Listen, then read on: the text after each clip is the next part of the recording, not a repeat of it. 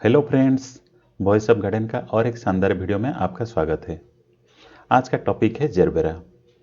Normally ये जो plant है साल भर फ्लावरिंग करने वाला एक बहुत ही खूबसूरत प्लांट है और इस प्लांट से कैसे भरपूर फ्लावर्स लेना है, साथ में प्लांट का हेल्थ कैसे मेंटेन करना है, क्या क्या एडिशनल केयर करना है, सारा जानकारी इस वीडियो में आपको मिल जाएगा।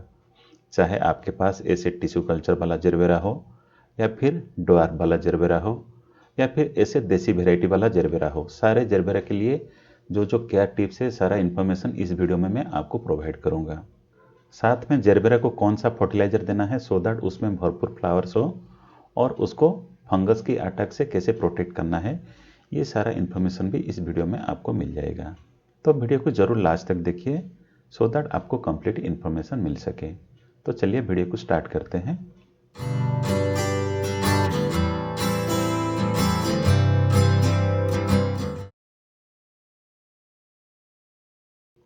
जेरबेरा ग्रो करने के लिए जो पहला रिक्वायरमेंट है वो है पॉट साइज। कोई भी जेरबेरा आप लगाने जा रहे हैं, चाहे वो टिश्यू कल्चर वाला हो या फिर देसी वाला हो, सबके लिए परफेक्ट पॉट होना बहुत ज़रूरी है। क्योंकि ये जो प्लांट का रूट्स बहुत जल्दी स्प्रेड करते हैं और बहुत ज़्यादा स्प्रेड करते हैं और बहुत जल्दी रूट बाउंड भी हो जाते हैं। तो जब भी उसको लगाएंगे आप कम से कम 10 इंच का पॉट होना बहुत ज़रूरी है। इससे रूट्स को ब्रीदिंग करने के लिए सफिशिएंट स्पेस मिलता है और ये न्यूट्रिशन को अच्छी तरह से ऑब्जर्व करके प्लांट को पहुंचाते हैं और प्लांट का हेल्थ और फ्लावरिंग बेहतर होता है।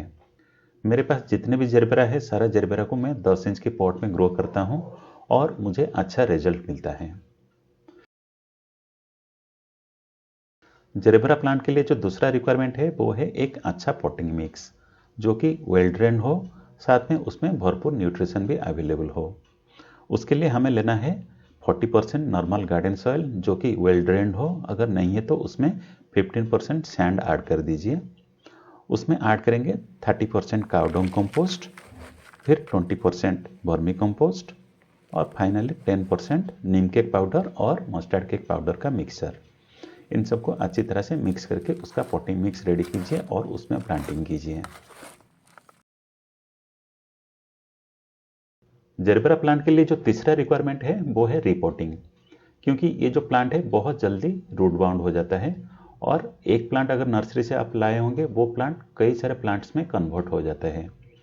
तो एवरी ईयर उसको रिपोर्टिंग कीजिए और रिपोर्टिंग करने के टाइम पे जितना रिक्वायर्ड प्लांट्स है उसको उस गमले में रखिए और बाकी प्लांट्स को चाहे डिस्कार्ड कीजिए या फिर दूसरे गमले में शिफ्ट कीजिए। इससे प्लांट्स का रूट्स को न्यूट्रिशन ऑब्जर्व करने में बेहतर स्कोप मिलता है, जिससे फ्लावर्स भी अच्छा होता है और प्लांट भी अच्छा डेवलप होता है। जेरबेरा में अच्छा ग्रोथ लेने के लिए और उसमें अच्छा फ्लावर्स पाने के लिए उसको एक बढ़िया फर्टिलाइज़र देना भी बहुत ज़रूरी है। तो इंटरमिटेंटली उसको एक सॉलिड फर्टिलाइज़र साथ में एक लिक्विड फर्टिलाइज़र भी प्रोवाइड करना है। पहले बात करते हैं सॉलिड फर्टिलाइज़र के बारे में। ये सॉलिड फर्टिलाइज़र को प्रिपेयर करने के लिए हमें लेना है 500 ग्राम वर्मी कंपोस्ट जो कि अच्छी तरह से डिकम्पोज्ड हो। उसमें ऐड करना है 50 ग्राम्स मस्टर्ड केक पाउडर और उसमें ऐड करना है 50 ग्राम्स बोन मील। उसके बाद उसमें ऐड करना है 20 ग्राम्स डीएपी। इन सबको अच्छी तरह से मिक्स कर लीजिए और उस मिक्सर का 20 से 30 ग्राम्स एवरी पॉट में एवरी 15 डेज की इंटरवल में प्रोवाइड कीजिए। ये हो गया सॉलिड फर्टिलाइज़र की बात। अगर बात करें लिक्विड फर्टिलाइज़र के बारे में तो आप यहाँ पे दो तरह का फर्टिलाइज़र दे सकते हैं। एक तो हो गया एनपीके।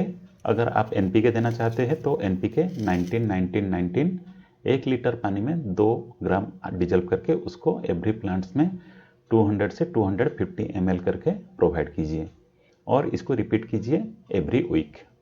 अगर आप ऑर्गेनिक वे में जाना चाहते हैं तो 1 लीटर पानी में 1.5 ml सीड एक्सट्रैक्ट ऐड कीजिए, उसको अच्छी तरह से मिक्स करके उसको एवरी पॉट में 200 से 250 ml दीजिए और इसको रिपीट कीजिए एवरी वीक।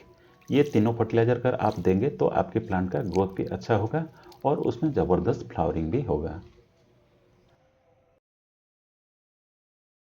जेरबेरा प्लांट में अच्छा फ्लावर पाने के लिए उसका प्लेसमेंट सही होना बहुत ज़रूरी है। क्योंकि ये जो प्लांट से कई तरह का वेराइटी में अवेलेबल होता है।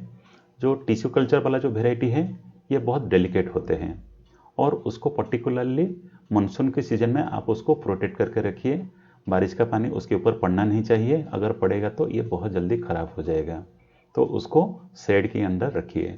और ये जो देसी वाला वेराइटी है ये बहुत हार्डी प्लांट है, चाहे विंटर हो, चाहे समर हो, चाहे रेनी सीजन हो, आप उसको बाहर रख सकते हैं, किसी भी तरह का इश्यू नहीं। लेकिन इंश्योर कीजिए कि उसका जो ड्रेनेज सिस्टम परफेक्ट हो। पर्टिकुलरली बरसात में ये जो प्लांट बहुत जल्दी डैमेज हो जाते हैं due to lack of drainage, क्योंकि एक तो इसका रूट बाउंड बहुत जल्दी होता है। अगर ड्रेनेज सिस्टम उसमें सही नहीं रहेगा तो उसका रूट्स गलने लगेंगे और फाइनली प्लांट आपका डेड हो जाएगा। और जो प्लांट डैमेज का रेट होता है ये टिश्यू कल्चर वाला बहुत जल्दी डैमेज होते हैं कंपेयर टू दिस देसी वन। समर सीजन में आप ये टिश्यू कल्चर वाला को शेड के अंदर रखिए, लेकिन जैसे ही विंटर आता है, चाहे टिश्यू कल्चर हो या फिर देसी वैरायटी हो, दोनों को आप फुल डे सनलाइट में बाहर रख सकते हैं। जेरबेरा प्लांट में फ्लावर्स हो जाने के बाद जब ये फ्लावर्स सूख जाते हैं तो ये ड्राइड फ्लावर्स को इमीडिएटली रिमूव कर देना बहुत ज़रूरी है, क्योंकि ये प्लांट का एनर्जी खींचते रहते हैं उसमें सीड फॉर्मेशन के लिए। तो जैसे ही ये फ्लावर सूख जाए उसको कैंची लेके उसको कट करके रिमूव कर दीजिए। जेरबेरा का प्लांट थोड़ा पुराना होने पर उसका नीचे तरफ जो भी पत्ते हैं सारे पत्ते ड्राई होने लगते हैं, सूखने लगते हैं, क्योंकि इससे न्यू लीव्स को डेवलप करने में मदद मिलता है। लेकिन ये जो ड्राई लीव्स हैं इसको हमें रिमूव कर देना बहुत ज़रूरी है, क्योंकि ये ड्राई लीव्स नॉर्मली फंगस का सबसे बड़ा सोर्स होता है और ये नीचे तरफ रहता है। जैसे ही उसके ऊपर पानी पड़ता है उसके ऊपर फंगस डेवलप होता है और ये रूट रीजन में प्लांट्स को अटैक करना स्टार्ट कर देते हैं। तो ये ड्राई लीव्स को इमीडिएटली रिमूव कर दीजिए। ज़्यादा दिन रुकने पर इसका मिट्टी जो है हार्ड होने लगता है, तो इसको एवरी मंथ एक बार गुड़ाई कर लीजिए, सो दैट मिट्टी थोड़ा लूज हो, जिससे रूट्स को ब्रीदिंग के लिए सफिशिएंट ऑक्सीजन मिले और उसका ड्रेनेज सिस्टम भी इम्प्रूव हो। नॉर्मली आप जब सॉलिड फर्टिलाइजर ऐड करेंगे उससे पहले इसका मिट्टी को अच्छी तरह से गुड़ाई कर लीजिए और उसके बाद ये जो सॉलिड फर्टिलाइजर को ऐड कीजिए, सो दैट आपका शेड्यूल बने रहेगा और प्लांट का हेल्थ भी मेंटेन होकर रहेगा।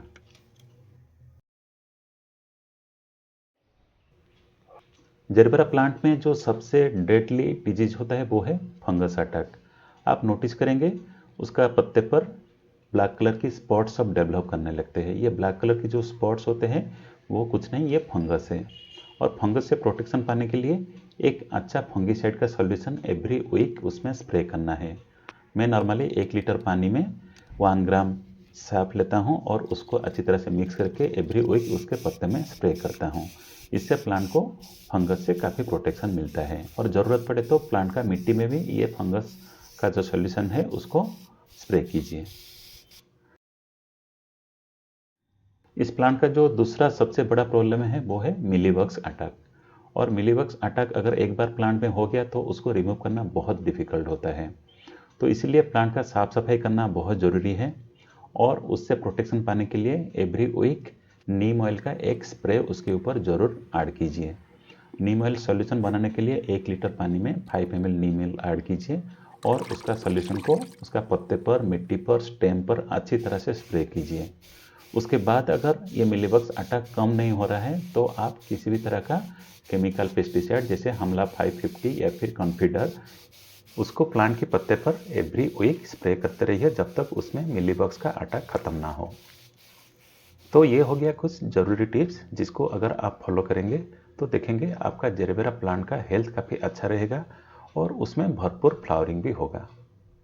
यहीं पर ख़त्म होता है वीडियो। आशा करता हूँ वीडियो आपको अच्छा लगा होगा। अगर अच्छा लगा है तो वीडियो को लाइक कीजिए, अपने फ्रेंड सर्कल में शेयर कीजिए, हो सके तो चैनल को सब्सक्राइब कीजिए। तो मिलते हैं फिर एक अगले वीडियो में, तब तक के लिए bye bye, have a nice day.